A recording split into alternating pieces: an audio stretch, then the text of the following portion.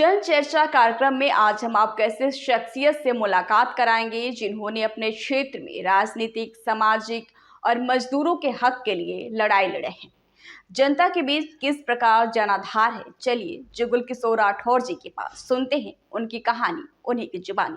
लतीफ अहमद सिद्दीकी के साथ देखिए जन चर्चा कार्यक्रम में ये खास रिपोर्ट। अनूपपुर जिले के जतहरी क्षेत्र में जुगल किशोर राठौर जी हैं, जो राजनीतिक क्षेत्र में, सामाजिक क्षेत्र में, अपने क्षेत्र में अपने लोगों को किस तरह से विकास को लेकर के अपने गृह क्षेत्र में, अपने ज़िले में लोगों को किस तरह से न्याय दिलाते हैं, उन्हीं के पास चलते, उन्हीं से जानते, उन्हीं की जुबानी।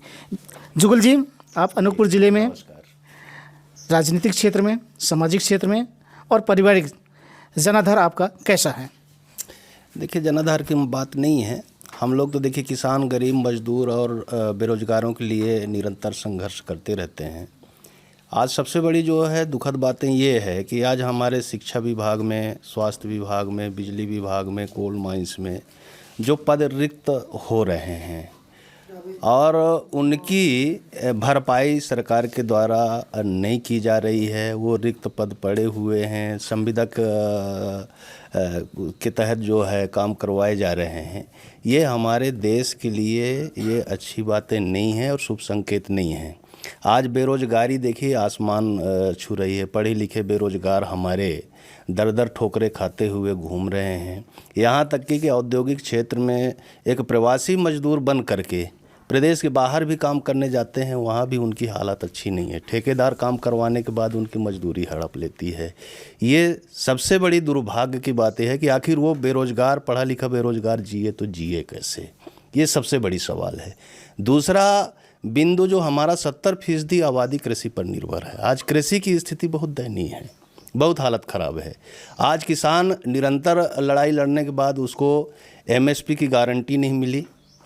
आज सिर्फ 1-2 माह सरकार के द्वारा गोदाम खोले जाते हैं, फसल उनके उत्पादों को भरते हैं और इसके बाद जो है बंद हो जाते हैं। जबकि किसान अपनी उत्पाद को पूरे 12 महीना अपने ज़रूरत के अनुसार बेचता है। तो 2 महीना ये मंडी खोल दिए, इसके बाद जो है बंद हो गए। तो आखिर वो किसान जो अपने ज़रूरतों के लिए बाद में बिक्री करता है तो आखिर औने पौने दाम में ही बेच करके जो है वो लूट का शिकार होता है। तो सबसे पहली बात जो है सरकार को MSP की गारंटी देना चाहिए और पूरे 12 महीना किसानों के फसल को खरीदी के लिए गोदाम उसको खोलना चाहिए। जैसे अपने किसानों के मुद्दे पे लेके बात कर रहे हैं, क्या वर्तमान जो मौजूदा सरकार है, उस मौजूदा सरकार में किसानों को लेकर क्या यहाँ की जनता को, यहाँ किसानों को उसका कोई फ़ायदा मिला? नहीं, देखिए यहाँ जो है जिस रफ्तार से किसानों के, आज देखिए हम और आप सब लोगों का जीवन अगर निर्भर है तो कृषि उत्पादों पर है और किसानों के उत्पाद से पूरा देश के जनमानस जीवित है और उसी का हालत ख़राब है। आज उसको लागत मूल्य नहीं मिलता, उसको खेती लगातार जो है घाटे पर करना पड़ता है। तो सरकार का जो तौर तरीका अपनाए जा रहे हैं वो कारगर नहीं है, वो पर्याप्त नहीं है। इसको बढ़ाने के लिए जो है सरकार का प्रयास करना चाहिए। जैसे हमारे किसान नेताओं ने ये मांग किया कि C2 लागत दो, मतलब जो हमारा लागत लग रहा है उसमें कटौती करके और कम से कम हमें हमारे लागत का 1.5 गुना जो है अगर रेट तय कर देते हो तो उससे क्या है कि हमको थोड़ा बहुत फ़ायदा मिल जाएगा। तो किसान जो है पूरे उत्साह के साथ काम करेगा। ये सबसे बड़ी विडंबना है। दूसरी बात जो है, जो आज प्रोपोगंडा कर रही सरकार, कृषि बीमा का, कृषि बीमा आखिर जो है किसान के खाता से काट लिया जाता है बीमा की राशि।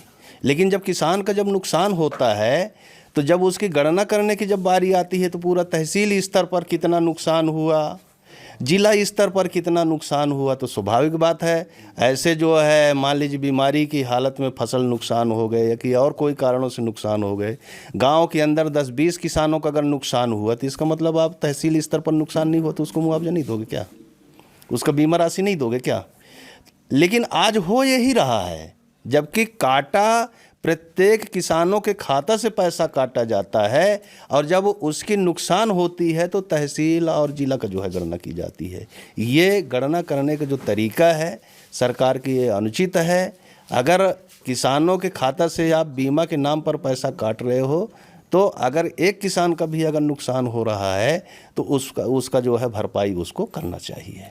जैसे कि आपने आज किसानों के मुद्दों को लेकर आपने चर्चा किया, आपके क्षेत्र में युवा वर्ग भी है, क्योंकि यहाँ पे काफ़ी बड़ी कंपनियाँ काम कर रही हैं। क्या यहाँ के जो युवा वर्ग हैं उनके लिए ऐसा कोई रोज़गार वगैरह यहाँ की कंपनियों द्वारा मिल पा रहा है?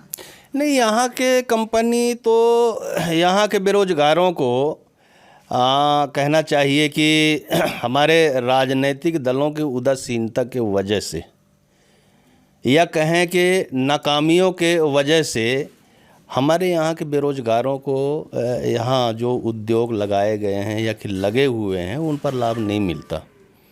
हम लोग निरंतर लड़ाई लड़े हैं। जैसे हमारे यहाँ मोजरवेयर पावर प्लांट है, स्थापना के समय से ही हम लोगों ने निरंतर लड़ाई लड़ते आए हैं कि स्थानीय लोगों और प्रभावित काश्तकारों को रोजगार दो। लेकिन खास करके जो सत्ता पक्ष के जो हमारे विधायक हैं, सांसद हैं, वो भी इस पर कोई रुचि नहीं दिखाते हैं। और जो हम जिनको प्रमुख विपक्षी राजनीतिक दल, जैसे कांग्रेस पार्टी मध्य प्रदेश की स्तर पर है, प्रमुख विपक्षी पार्टी है, उसके भी विधायक इन सवालों को नहीं उठाते हैं। आज परिणाम स्वरूप आज हमारे यहाँ कोल माइंस में जितने भी परमानेंट एम्प्लॉइज हैं, उनके रिटायर होने से वो भी खाली पड़ा हुआ है, वो पद खाली पड़े हुए हैं, ठेका प्रथा पर काम करवाए जा रहे हैं। लेकिन यहाँ के बेरोजगारों को रोजगार नहीं दिया जा रहा है। चाहे मोजरवेयर हो, चाहे मतलब अमरकंटक ताप विद्युत परियोजना हो, चाहे SECL हो, जितने भी यहाँ उद्योग हैं, यहाँ के बेरोजगारों को जिस हिसाब से प्राथमिकता देना चाहिए नहीं दिया जा रहा है। नेताजी, जैसे कि बस स्टैंड की अगर हम बात करते हैं तो हर इंसान की ज़रूरत होती है सड़क, मकान। क्या आपके इस क्षेत्र में लोगों का ऐसा विकास हुआ? देखिए, इसमें सड़क, बिजली और पानी कह करके ये सरकार 2003 में अपनी सरकार बनाई थी, बीजेपी की सरकार बनी थी, और जनता ने अच्छा समर्थन इनको दिया था। लेकिन आज जो है सरकार बनने के लगभग 18 साल इन्होंने सरकार चलाया, 18-19 साल सरकार चलाया। लेकिन आप तो स्वतः आए हैं सड़क से। सड़क की क्या स्थिति है? पिछले दिनों हमारे सिमरवार से जो आदर्श ग्राम सिवनी तक पहुंच मार्ग जो बनाया गया है, मतलब जुलाई में बनी वो सड़क, मेरे ख्याल से 10-15 दिन के अंदर ही वो उखड़ना चालू हो गया। फिर हमने CM हेल्पलाइन में शिकायत किया तो उसको पुनः रिपेयरिंग किया। मतलब 1 वर्ष में 2 बार पर रिपेयरिंग सहित नवनिर्माण सहित जो है कार्य हुए, लेकिन सड़क की हालत बहुत ही ख़राब है। आप देखें हैं उसमें गड्ढा में तो जो है सड़क भी ढूंढने पर नज़र नहीं आता, इस तरीके के हालात है। तो ये सरकार सड़क, बिजली और पानी का नारा दे करके तो आई थी, लेकिन इन समस्याओं को समाधान करने में पूर्णतः असफल रहा है सरकार। मौजूदा सरकार वर्तमान में जन आशीर्वाद योजना यात्रा लागू किया है, जो आने वाले समय में 1 दिन में आपके क्षेत्र में ही पहुंचेगी। क्या लग रही है सरकार की ये जन आशीर्वाद यात्रा कितना सफल होगी? देखिए, इसमें जो जन आशीर्वाद यात्रा सरकार चला रही है, तो किस बात का आशीर्वाद मांग रही है? कैसा, कौन सा ऐसा जो है जो बेरोजगारों के लिए, किसानों के लिए, मजदूरों के लिए, कर्मचारियों के लिए कौन सा इन्होंने अच्छा काम किया है तो जिनसे आशीर्वाद लेना चाहती है? आज जिस तरीके से महंगाई बढ़ रही है, आज ग्रामीण जनों की आमदनी कमज़ोर पड़ रहे हैं, तो किस बात का वो जन आशीर्वाद जो है ले रही है, ये तो समझ से परे है। भाई, आप जो है अच्छा वर्क करिए, स्वास्थ्य के मामले में अच्छा वर्क करिए, शिक्षा के मामले में अच्छा वर्क करिए, तमाम प्रकार की सुविधाओं के मामले देने की उसमें अच्छी काम करिए, तो आपका जो है हक बनता कि नहीं आप जन आशीर्वाद लेने आ रहे हैं। तो इस दिशा में तो जो है आपने अच्छा काम किया नहीं। आज बिजली 24 घंटा में 48 बार आती है यहाँ, ये हालत है। हर जो है महीना 15 दिन में वो बताते हैं कि 33 के भी का लाइन जो है ख़राब है, जिसके कारण आपका दिनांक इतने से इतने तक जो है मेंटेनेंस का कार्य होगी और आपको बिजली नहीं मिल पाएगी। आपको हुई असुविधा के लिए हमें खेद है। तो किस बात की सुविधा आप दे रहे हो? पूरी की पूरी सिस्टम चरमरा करके बैठ गई है। लोग मुसीबत झेल रहे हैं और आप जन आशीर्वाद लेने आ रहे हो। किस बात का आप जन आशीर्वाद लेने आ रहे हो? कौन सी क्षेत्र पर आपने जो है अच्छा वर्क किया है जिसके बदौलत आपको जनता आशीर्वाद दे?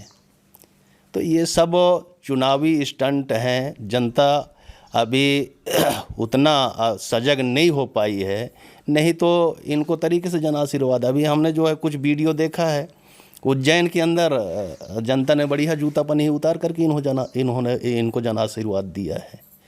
तो चूँकि हमारा ये आदिवासी ज़िला है और आदिवासी जो कल्चर है, एक दूसरे के सम्मान करने की कल्चर है, तो इस वजह से ये बहुत सहज भाव से अपनी गाड़ी घुमा करके, जन आशीर्वाद की गाड़ी घुमा करके जा सकते हैं। लेकिन जहाँ अगर जागरूकता है तो इनको आशीर्वाद तरीके से मिल रही है, जैसे उज्जैन में मिल गया। जैसे गांव में अधिकांश हमने घुमा देखा भी कि यहाँ पे जो बिजली का है, लोगों में आप कहते हैं कि 24 घंटे 48 बार कटौती होती है, तो इतना बिल फिर कैसे आता है?